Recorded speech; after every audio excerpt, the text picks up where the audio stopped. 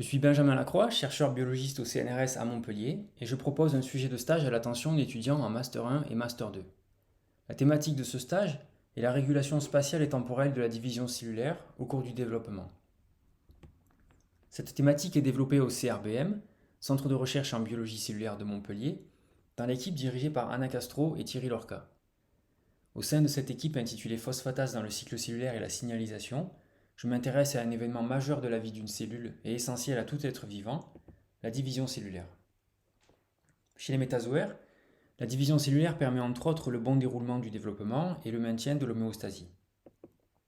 Ici, lors du développement embryonnaire, on peut observer à quel point l'enchaînement successif de multiples divisions et le remaniement du cytosquelette et de la chromatine sont précisément organisés dans l'espace et au cours du temps.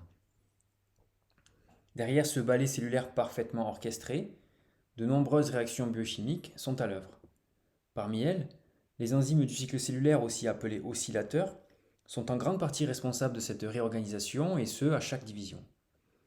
Nous nous intéressons en particulier à la phase mitotique, au cours de laquelle une augmentation de l'activité de kinase conduit à la phosphorylation de nombreux substrats permettant entre autres l'assemblage du fuseau mitotique.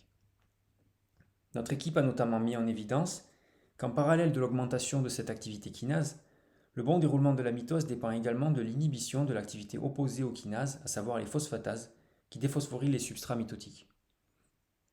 De cet équilibre kinase-phosphatase dépend donc le succès de la progression mitotique.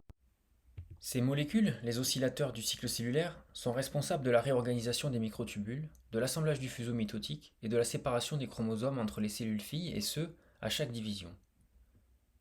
Lorsque tout se déroule normalement, cet enchaînement assure le bon déroulement du développement et le maintien de l'homéostasie. En revanche, lorsque des erreurs se produisent ou lorsque l'activité des kinases et des phosphatases est perturbée, cela peut conduire à des situations pathologiques comme le cancer, des troubles du développement ou de la reproduction. Les divisions cellulaires peuvent se produire dans des contextes cellulaires, développementaux ou tissulaires très différents. Nous essayons donc de comprendre comment les oscillateurs du cycle cellulaire s'adaptent et assurent le bon déroulement de la division dans des contextes développementaux ou pathologiques très différents. Pour cela, nous utilisons différents organismes modèles et approches in vivo, in vitro et in silico au laboratoire. Le sujet que je propose tire avantage du modèle Caenorhabditis elegans. Ce petit nématode de moins d'1 mm de long, transparent et au développement très rapide, permet d'observer la division cellulaire dans différents contextes au sein d'un même organisme. Cet animal ayant un cycle de 3 jours, il y est possible d'observer les clivages embryonnaires, les divisions méiotiques ou encore les cellules souches de la lignée germinale, et ce dans un même animal intact sous le microscope.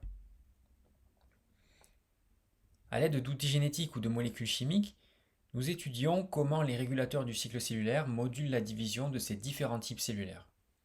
Nous sommes par exemple capables d'inhiber certaines divisions au sein d'un même animal sans y affecter les divisions cellulaires embryonnaires ou somatiques.